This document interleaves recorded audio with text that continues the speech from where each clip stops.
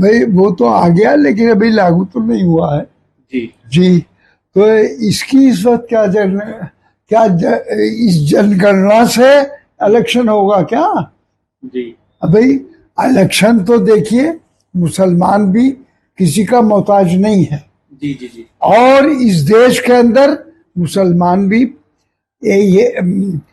मुसलमान जहां तक कौम का ताल्लुक है वो इसी देश में 600-700 साल हुक्मरानी कर चुके हैं मुल्क के अंदर हमारे, और 57 जिले वो मतलब ये देश और भी मौजूद है हमारे जहाँ हुक्मरानी करते हैं। तो ये मुसलमान ने तो हमेशा कोई इतना बेवकूफ समझ रहे हैं क्या मुसलमान को कि वो जानता नहीं है, अरे सियासत का कीड़ा है मुसलमान।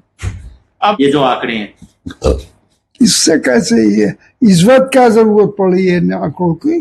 जी भाई ये तो इलेक्शन दिखाई दे रहा है उनको सन 24 का, उस इलेक्शन की वजह से सारी ये धंधे कर रहे हैं, तो इससे काम चलेगा नहीं। देखिए, मुल्क को खिदमत चाहिए, मुल्क को विकास चाहिए, मुल्क को तालीम चाहिए, मुल्क में अच्छा निजाम चाहिए, ये तो कुछ है नहीं।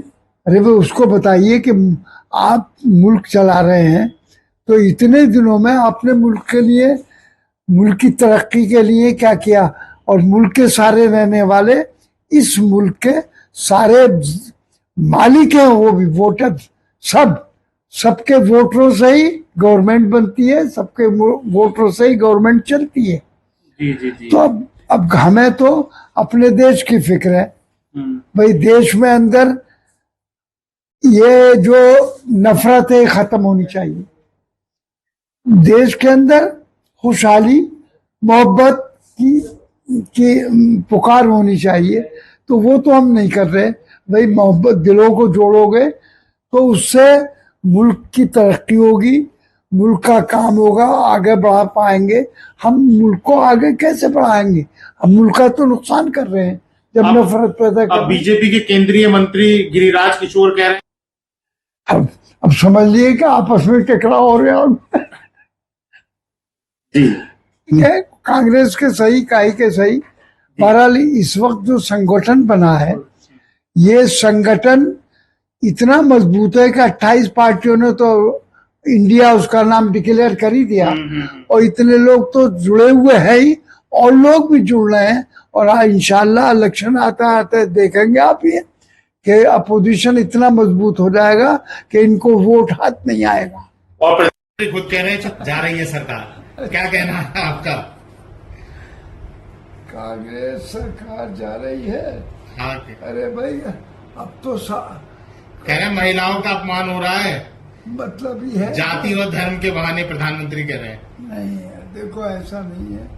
मतलब ये है कि देश के अंदर इसका पता तो कि क्या गलत हो रहा है क्या सही हो रहा है, ये तो 24 का इलेक्शन होने के बाद में पता चलेगा कि इस गवर्नमेंट में क्या हुआ है, और आने वाले वक्त में क्या सुधार होगा, क्या तरक्की होगी देश की।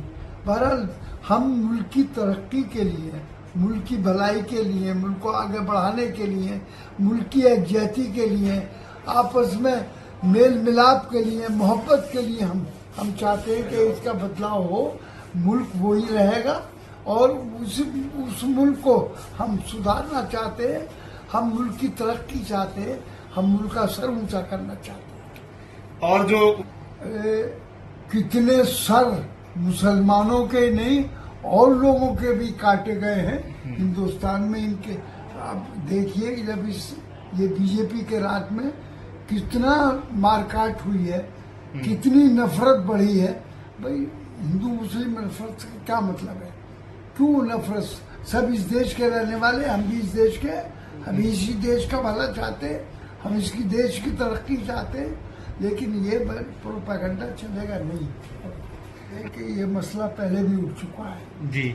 उस जमाने में यानी मैं समझता हूँ कि कई पार्टियां इस मसले को उठा चुकी है कि उत्तर प्रदेश बहुत बड़ा है, इसको तकसीम होना चाहिए। जब तकसीम हो जाएगा दो हिस्सों में बढ़ जाएगा तो इसकी तरक्की आसान हो जाएगी। तो और में उठाया, अब ये मसला ये कह रहे हैं, तो बहरहाल इसके लिए भी मुल्क को अब इस वक्त तो मौका, ये तो इलेक्शन का मौका है, ये इलेक्शन की बात है, इलेक्शन की प्रोपेगेंडा का ये भी एक स्टंट है। लेकिन इस वक्त ना तो अभी ये बंटवारा हो रहा ना कुछ हो रहा, तो अभी अब इलेक्शन, तो हम तो इलेक्शन की तैयारी में लगे हुए हैं, तो ये प्रोपेगेंडा है इस वक्त। अब भी एक हिंदुओं को भी सम्मानित करेगी। बहरहाल अब उन्हें अपने वोट की फिक्र है। ये सारे धंधे इसलिए हैं कि उन्हें वोट खिसकता हुआ दिखाई दे रहा है, और अवाम के अंदर बहरहाल इन्होंने जो भी कारनामे किए हैं और जो भी काम किए हैं उससे जनता, आम जनता मुतमईन नहीं है, देश मुतमईन नहीं है। जी। तो ये प्रोपेगेंडे, कितनी रैलियां निकालने, कितने वो करने, लेकिन ये इनका चलेगा नहीं, बल्कि इस देश का जनता बदलाव चाहती है। नया बहरहाल नई गवर्नमेंट को जो भी आएगी, उसका जो भी कह रहा मैं, कौन बनेगा, क्या होगा, अभी ये बात तो हमारी पार्टी में भी तय नहीं हुई है। बहरहाल एक उसका चेहरा जरूर होगा। तो आपको क्या मानते हैं, आपको लगता है नीतीश कुमार बनना चाहिए चेहरा? नहीं, देखो हम तो अभी, मैं किसी के लिए नहीं कहूँगा कौन चेहरा बनेगा, कौन होगा, लेकिन अभी ये निर्णय की अभी इस पर निर्णय के सबकी राय से, सबके फैसले से जो बात तय होगी उसे हम तस्लीम करेंगे। अच्छा, जैसे नहीं, ये तो देखिए अब अपने तौर पर है, लड़ाई लड़ रहे हैं जी, लेकिन इसकी लड़ाई जो है, यानी पूरे देश का जो इलेक्शन होगा, इसमें सबकी राय से होगा, सबके मशवरे से होगा, और जो संगठन बना है उसी की राय से होगा।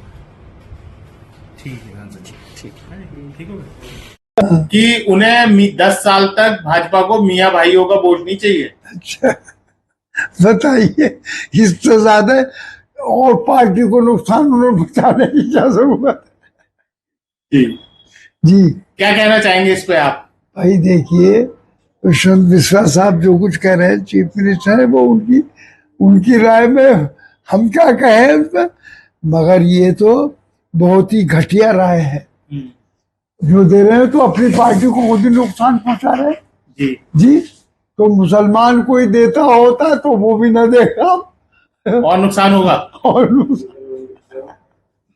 अरे भाई, वोट इतनी कीमती चीज है मुल्क के अंदर, वोट से ही मुल्क है, और वोट की सही गवर्नमेंट बनती है, वोट से ही एमएलए एमपी बनते हैं, प्रधान बनते हैं, फलाने बनते हैं, सब कुछ वोट से ही होता है। जी।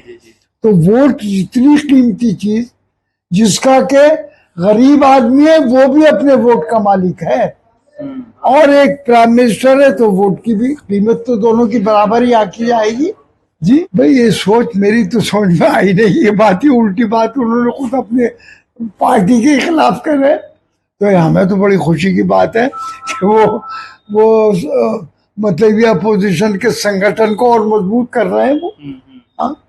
हम तो ये समझते हैं